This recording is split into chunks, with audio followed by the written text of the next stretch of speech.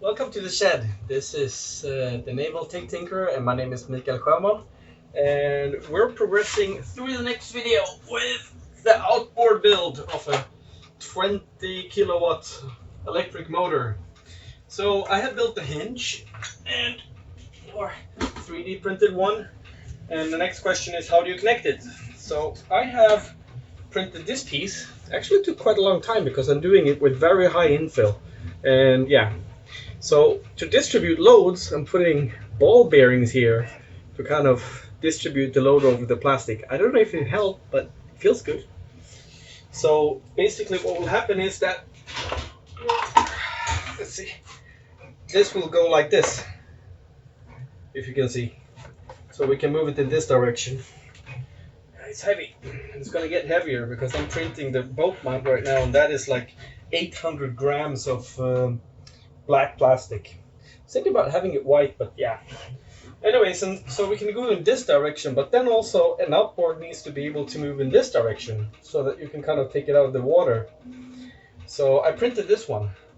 This one is almost solid. It's like 80% infill. It's ABS. I think it looks kind of good.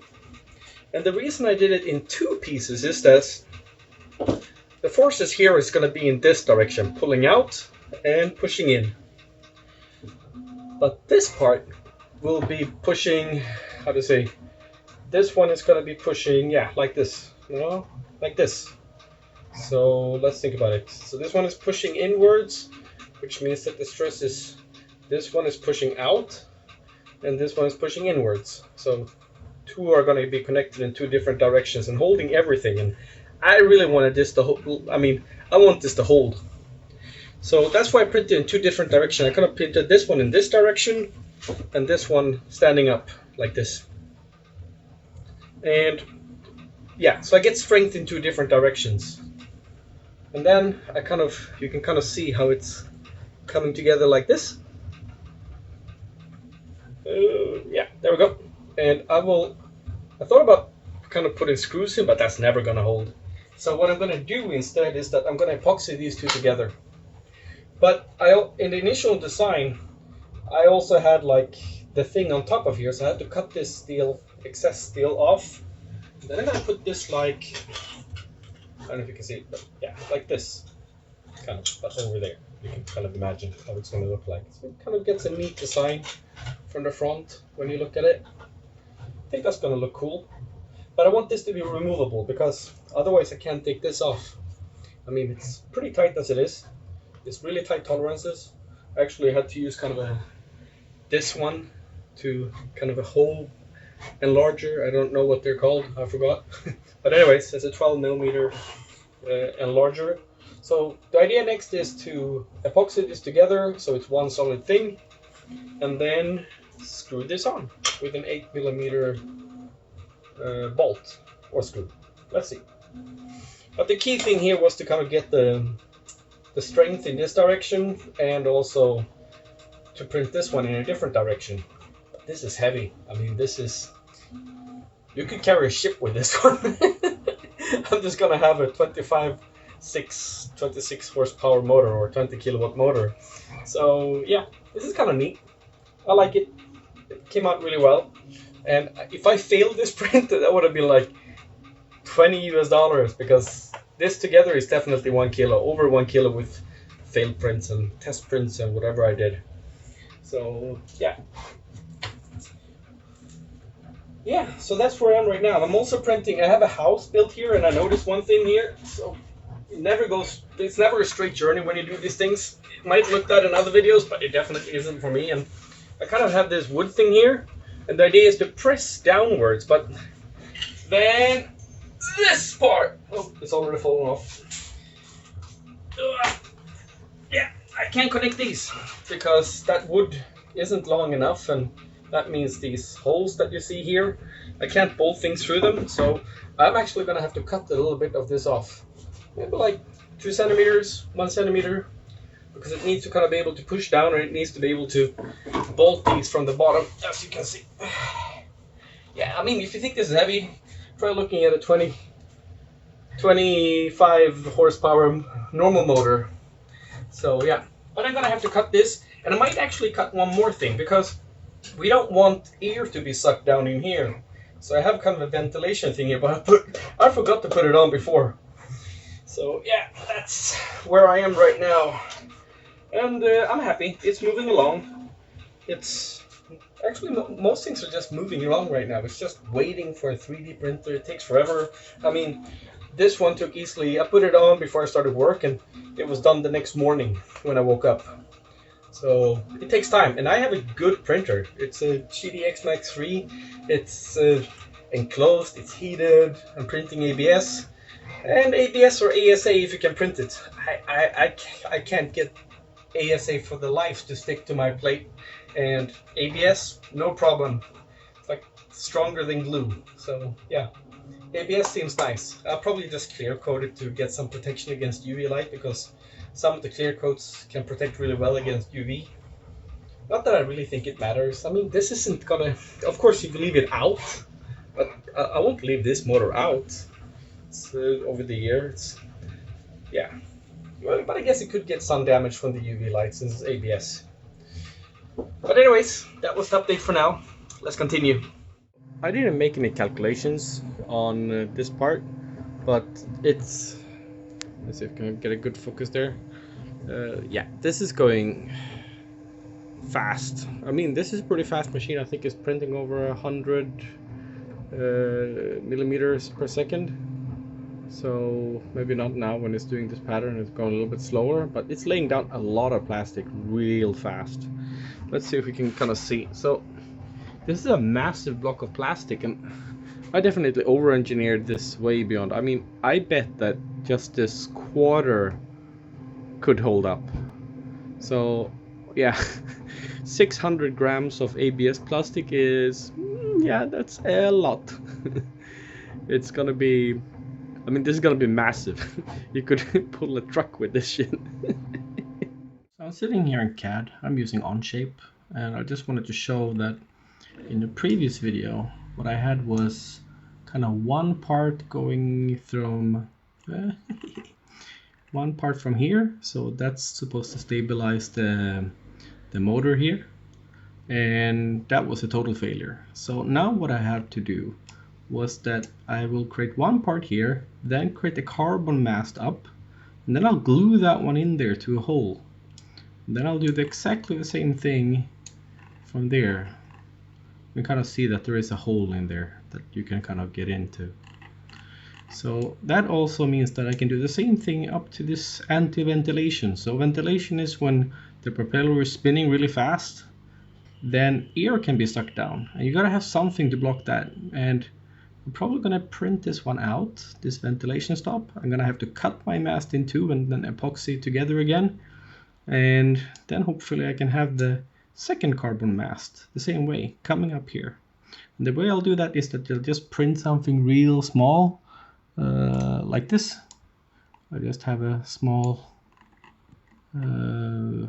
shape that I'll print out, and then I'll skin that with carbon fiber. So I think that's gonna look pretty neat. So yeah, I'm getting closer. And maybe we can actually take a look at the controller box here. Let's reconnect here. So the idea is that here under the box, I've printed this big box inside right now. I will have two holes kind of pushing it downwards with bolts from the inside. Then I have water coming up here. I have a mount to connect the, what's it called, the electricity. And I have watertight mounts, watertight connectors here. And up here I'll have a button. Sorry, it's easy to lose track here. Yeah. And if we go to the inside, you can kind of see that this just folds on, and it's going to look something like this when it's done. I haven't decided if I'm going to print this in white. I think white could look quite neat. But on the other hand, maybe I could skin this with carbon fiber. I wanted to have this kind of diamond shape-ish design, since I kind of follow that in the previous design what I do. So yeah, I think this might look pretty cool. Just a note on the inside of here. So let's see if we can pull that up a lot. There we go. Then we can go back in again. I tried to put all the things inside. I'm lacking one thing here, or two things actually. I'm lacking the anti-spark unit. Well, that's anti-spark, but I also have the remote, and the DC to DC converter is there, so I'll have like below 50 volts. And I need to make that a 12 volt because that water pump that I have kind of roughly designed in there of the size that I have, that's going to run on DC 12 volt. And that's in case the power isn't enough to kind of force water in. I don't know if I'll actually need it. And then I have an anti-spark unit, which basically first power comes in here, it goes into that one, and that also creates a start on off button. Looks pretty neat. I've already printed it out and put these kind of started put together. Then I have a motor controller, and like I said, from under here, water comes in through that hole. Sorry if you can't see that well. Let's see if I can zoom this in a little bit. And it will go to those. It will go to the pump, into those, and then out on the backside or down. I haven't decided. I'll just drill a hole, I think, and just kind of let it go out. I also added small holes here to, like, if water gets in, it should go out. But yeah. And then here also comes the main cables to the motor controller. It's going to be real tight in here. Maybe I should have designed it a little bit bigger, but I'll try to make it quite small. I kind of like this neatness of it being small. It's already real heavy as a motor. I mean, it's still not as heavy as a 25 horsepower normal motor. I mean, I can easily mount this myself, but it's still heavy. So I want to keep it smaller. So yeah, this is probably how it's going to look like. It's yeah, if I put it down there, we can kind of take a look at it. It's yeah, I didn't know anything about CAD. I had to learn. I took an online course on Udemy, I think. No, not sponsored. Don't care. Maybe the lid looks pretty neat if we just switch to black. Let's try to do that. Or put some carbon. But you kind of get the gist how it would look if we just switch to some, yeah, something like that, I guess. So, and that box should definitely be white because it is white. Edit appearance, make it white, and yeah, that's getting it doesn't change, so weird. There we go. There, now it's white, so you kind of get how it would look in carbon white. So you would have kind of a white silver in there for the start button, and yeah, I have watertight connectors here, as I said, to better than my last model. This is definitely way better. So I think black looks pretty neat. Let me know what you think. Cheers. Anyways, that was it for this time. It's Friday evening. I just wanted to share my progress with community, and yeah, I'd love your feedback. Do you think I should go for the white ABS, maybe with clear coat or epoxy, or should I use the carbon one? I don't know. Let me know what you think. I love the comments I'm getting. It's helpful. It's nice to not be alone and designing these things. So yeah, thanks for this time, and I'll post updates when I have more to show. Next up, I think I'm going to put everything together because the motor mount is getting down outside. Tomorrow morning, Saturday morning, I will have that one. Then I print the lid, the black lid, maybe white. Let's see. And then we'll have kind of a complete motor in many ways. Most of the things. Now I didn't have the ventilation. No, I'll have to do the carbon mast. No, I'll have to print those extra part out, but it's getting closer. So thanks for this time. Have a good weekend. Cheers.